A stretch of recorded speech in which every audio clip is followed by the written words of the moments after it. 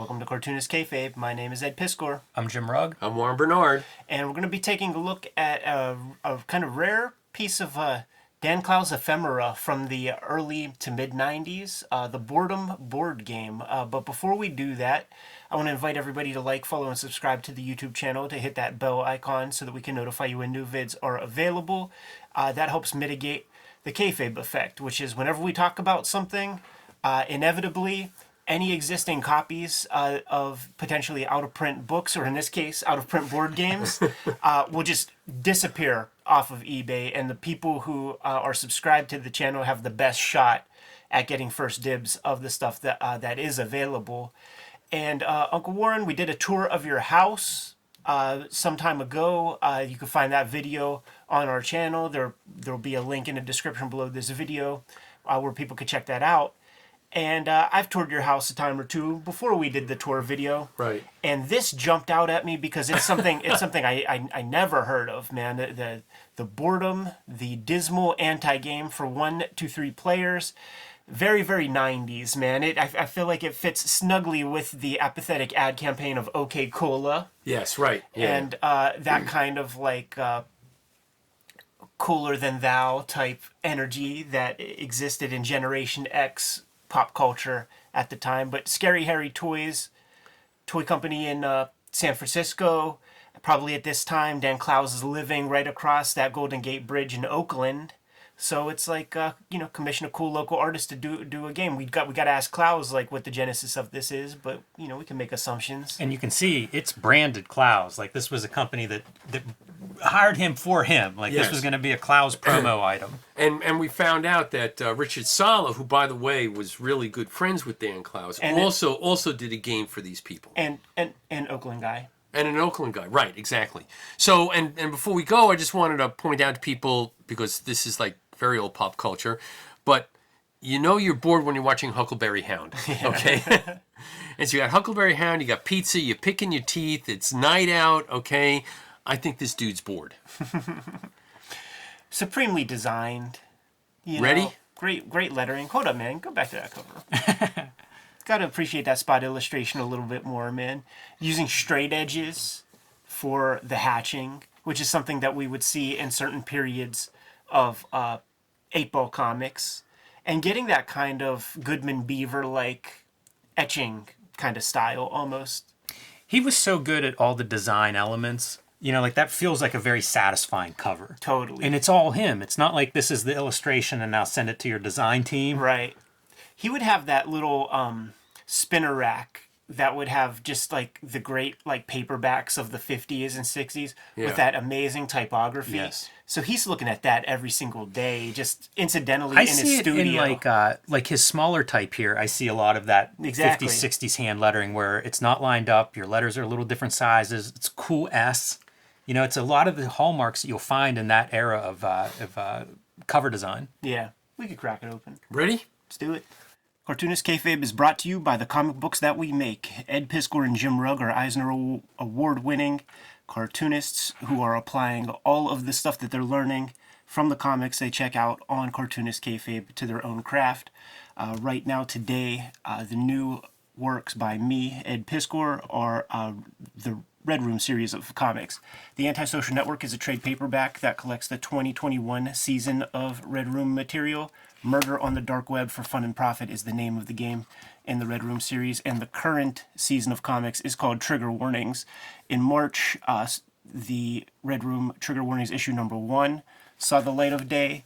Every issue is completely self-contained, and forthcoming on a monthly basis will be further issues. This is the cover you want to look for when you hit the comic book shops in April. You could see, due to paper shortages and print delays, we were not allowed to change our files. So disregard that January statement right there. April comes, Red Room Trigger Warnings, issue number 2. In the bibliography, Rising Tide Raises All Ships. Here are some other books in my bibliography that you could get your hands on that are still in print. WYSIWYG, Portrait of a Serial Hacker. X-Men Grand Design, 3 volumes of that. And Hip Hop Family Tree, 4 volumes of this comic are freshly in print. It was out of print for a little while, but thanks to the Cartoonist Kayfabe audience, we rushed this sucker back to print. Coming March 30th, Hulk Grand Design Monster, and in April, Hulk Grand Design Madness, where Jimmy has taken the entire history of the Incredible Hulk and distilling it down into two 40-page volumes of Grand Design comics. These are some of the other variant comic covers that you're going to be able to find on the racks. The Ed Piskor variant, Peach Momoko, Marcos Martin for that first issue of Hulk Grand Design. And for Madness, got that Jeff Darrow cover, Ed McGuinness. The books that Jim has currently in print, Plain Janes, and Street Angel, Deadliest Girl Alive. Scoop these comics up. We love seeing these numbers rise on the Amazon rankings, and we love hearing from the publishers that we have to go back to press. Now that we're done paying the bills, back to the video. And you can see, I think online they say 100 of these were made. Right. And you can kind of see like it's a hand-assembled piece. Yeah, very boutique item. All right, so we have board in the game. You may choose from, there are 3 players. And the rules are, might as well go through it. Each player in turn spins the spinner, and moves as many spaces indicated clockwise around the board. The youngest player goes first. A player may leave the game only once. When A, the pointer lands on suicide, B, you land, leaves the game only when you land on suicide. You land on either of the squares in which suicide contemplation is featured. At these times only may you place your player in the center. You may not stop unless rules 2A and 2B apply. The last player left after all the others have committed suicide wins or loses, depending on your perspective. Have fun. Depending on your perspective. Look at this centerpiece.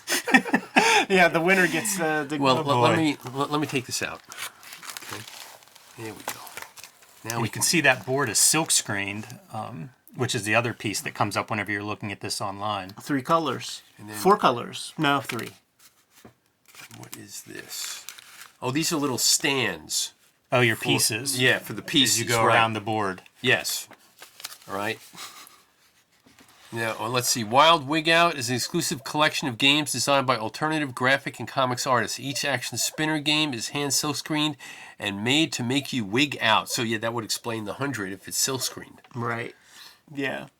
I love this. You wake up, you eat breakfast, you watch TV, read yesterday's paper. You follow the arrows. Oh, yeah. Your arrow. Wait for phone call that never comes. Watch more TV. It's already dark out. Suicide fantasy. Dinner time. Reception fails. You're forced to watch UHF. And you lie in bed listening to construction noises, thinking more and more about suicide. Wow. Times have changed. Are we going to get Dan Clowes canceled behind this bullshit?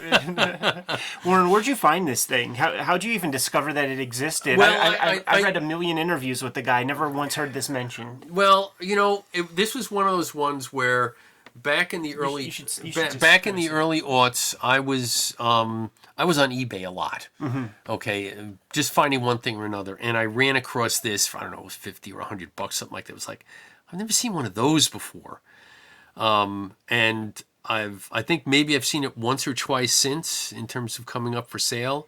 So it's pretty rare. I didn't know that there were only 100 made, so that would explain its rarity.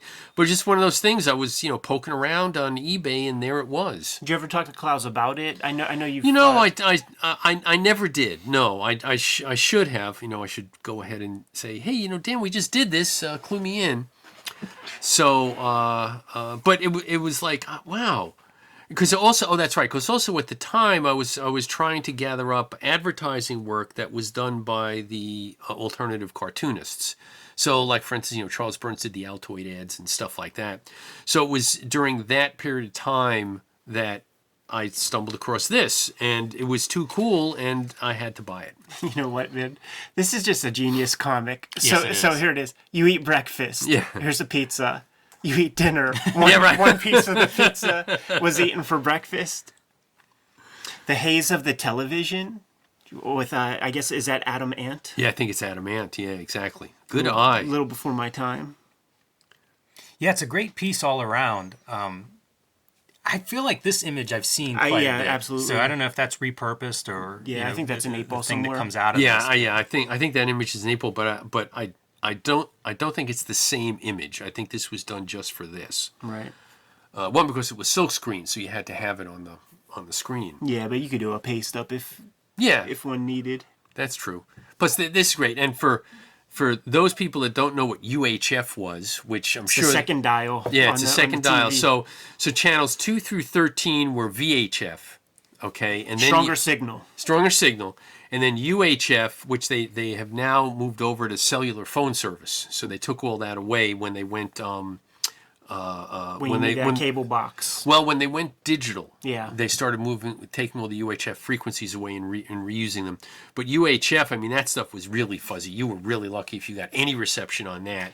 All the snow and stuff. So this is a good representation of what it was like to watch a UHF channel. That's where you would get your Santo movies, and Wally George would be on UHF. It was never on any proper stations. Right. But if you are if the weather was right, you could get Wally George pumped into your house and see a proto Jerry Springer type guy. Oh my God! It was, and by the way, that's where you also found some of the televangelists. Oh yeah. But here's the thing, that shit, crystal clear. Yes, right. Yes, Always. right. Yes, yeah. Always. Yeah, absolutely. Well, Channel 20 in Washington, D.C. was UHF, and they had all the televangelists. And we had moved from New York down to Maryland and flipping through the stations, and Ernest Angley comes on, and he goes, heal, feel the television. And I'm like, what? I did not understand what was going on, okay? And he Yeah. was healing people through the TV set. So that's UHF. When you were Wrestling was also on UHF. Yeah, when you would, travel, go on vacation with the fam, and you're in a hotel at some weird state or something you haven't been to before. Late at night, it's the UHF that you want to Right. check out and see what the weird, goofy movies are. In that part of the country. Right, because because all the good stuff was on the VHF stations. Well, you got to define good. Yeah, right, yeah, because I found some pretty great stuff, and there's like That's a true. Weird Al movie Right. called UHF. UHF. That Oh my that God. really. I saw that in the movie theater. I was in hysterics. the Yeah. whole time. Now, one thing we need to focus on are the poor board players. Okay, I just wanted us to take a look at these schlumps. Oh yeah. All right, this guy's in his underwear. This woman's.